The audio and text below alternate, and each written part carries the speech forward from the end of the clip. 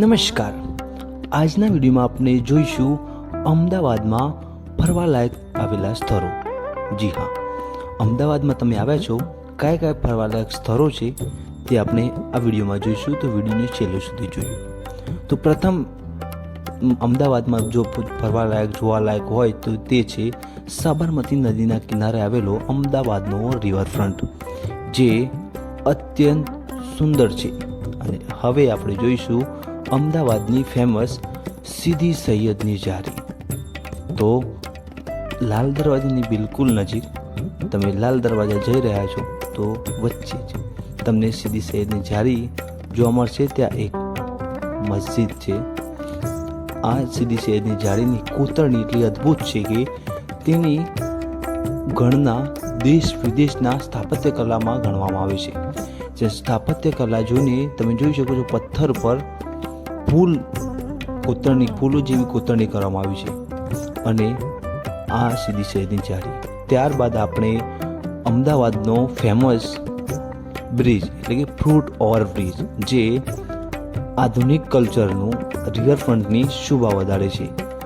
અહીં લોકો શનિવારેથી લઈ આખા અઠવાડિયા દરમિયાન આવે છે અને અહીંયા જવાની ટિકિટ છે માત્ર 30 રૂપિયા, અને અહીં લોકો ફોટોગ્રાફી પણ કરાવે છે.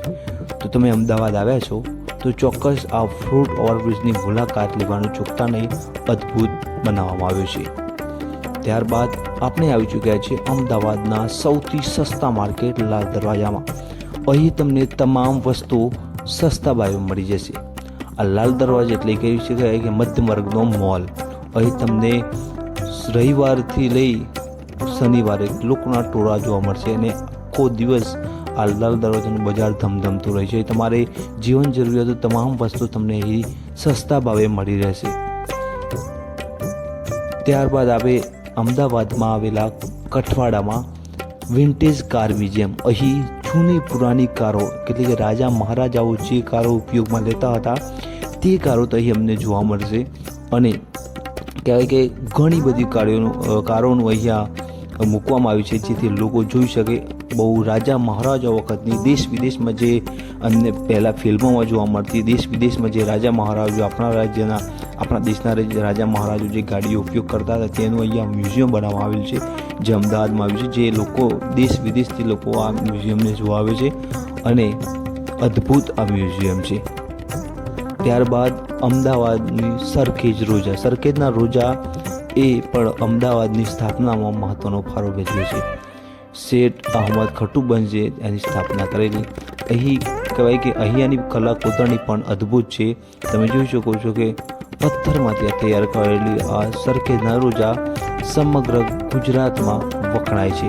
અહીંનું સ્થાપત્ય જોવાલાયક છે અને મુસ્લિમ સમાજનું ધાર્મિક આસ્થાનું કેન્દ્ર પણ માનવામાં આવે છે. અને અહીંયાની કલા કોતરણી તમે જોઈ શકો છો કે ઘણી બધી ફિલ્મોનું શૂટિંગ પણ અહીં થયા છે. અહીંનું લોકેશન એટલું જોરદાર છે કે તમને અહીંયા શાંતિનો અહેસાસ થશે. અને મુસ્લિમ ધર્મના લોકો અહીં આવે છે. ત્યારબાદ આપણે આવી ચૂક્યા છીએ મહાત્મા ગાંધીના સાબરમતી આશ્રમમાં. અમદાવાદનું ખાસ જોવાલાયક સ્થળમાંનું એક માનવામાં આવે છે સાબરમતી આશ્રમ, જ્યાં બાપુએ સત્યાગ્રહની શરૂઆત કરી હતી. અને આશ્રમની મુલાકાત દેશ વિદેશના વડાપ્રધાનો હોય કે મોટી હસ્તીઓ હોય કે આપણા દેશના પીએમ પ્રધાનમંત્રી મોદી હોય તે પણ લઈ ચૂક્યા છે. અને ગાંધીજીએ અહીં મોટાભાગની ચળવળો અહીંથી ચલાવી. ત્યારબાદ આપણે આવી ચૂક્યા છીએ અમદાવાદનું મશહૂર કાંકરિયા તળાવ. કહેવાય કે જે લોકો અમદાવાદ ફરવા આવે છે ચોક્કસ કાંકરિયા તળાવ ફરવા આવે છે. તો તમે પણ જ્યારે પણ અમદાવાદ આવો છો તો કાંકરિયા તળાવ આવવાનું છૂટતા નહીં. અહીં કહેવાય કે ડિસેમ્બરમાં 31 ઉજવણી પણ કરવામાં આવે છે. આમ પણ તમે સાદા દિવસે પણ આવી શકો છો. અને અહીંયા ટ્રેન છે, અલગ અલગ ચીજ વસ્તુ ખાવાલાયક ખાણીપીણીનું બજાર પણ છે. અને બાળકો માટે તો બેસ્ટ જગ્યા છે. ચોક્કસ પોતાના બાળકોને લઈને આવવું જોઈએ.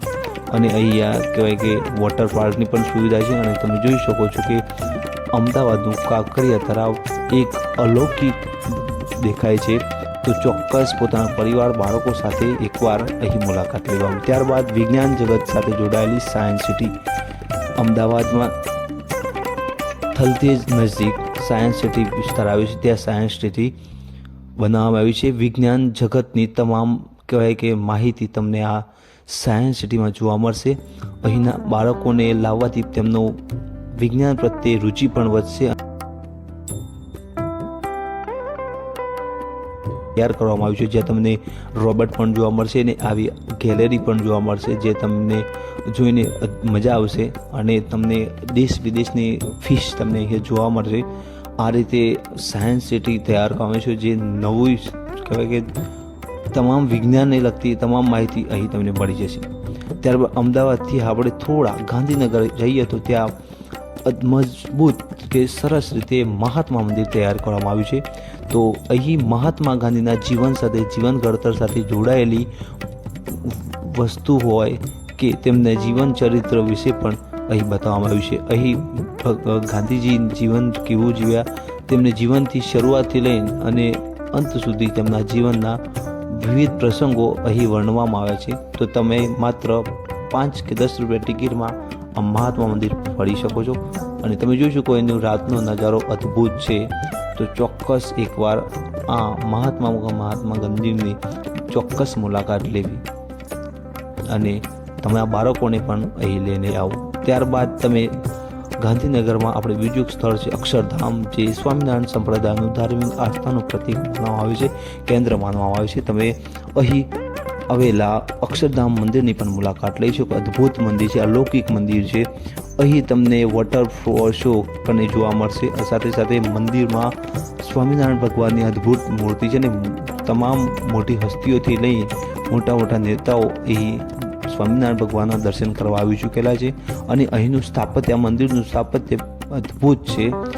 એક દિલ્હીનું અક્ષરધામ, ત્યારબાદ ગાંધીનગરનું અક્ષરધામ ખૂબ જ વખણાય છે.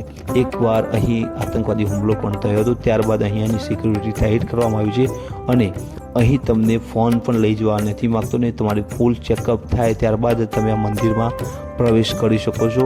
તો ચોક્કસ મંદિરમાં આ મંદિરના દર્શને આવી શકો છો, જોવા આવી શકો છો, પોતાના બાળકોને પણ લઈને આવી શકો છો. અદ્ભુત છે અને સ્થાપત્ય કલાનું પણ વિશેષ છે.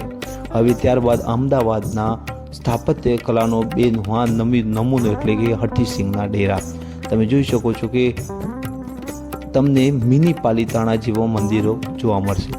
હઠીસિંહના ડેરા કહી શકાય કે એટલું અદ્ભુત મંદિરો છે, અદ્ભુત સ્થાપત્ય છે કે તમને એક વખત ત્યાં જાઓ તો તમને બે ઘડી જોવાનું જ મન થશે. હઠીસિંહના ડેરા ચોક્કસ મુલાકાત લેવા આવો. પથ્થર પર જે કોતરણી કરવામાં આવી છે તે ખૂબ જ વિશેષ અને આંખોને ગમી જાય તેવી છે. ચોક્કસ મુલાકાત લેવા આવો. હઠીસિંહના ડેરા કહેવાય કે દિલ્હી દરવાજાની બિલકુલ નજીક છે, ત્યાંથી તમે અહીં જઈ શકો છો. ત્યારબાદ આપણે સરખેજના રોજા જોયા. હવે આપણે જોઈશું અડાલજની વાવ. ગાંધીનગર અને અમદાવાદની વચ્ચે સ્થિત અડાલજની વાવ એ પણ સ્થાપત્ય કલાનો બેહૂનું આ નમૂનો છે.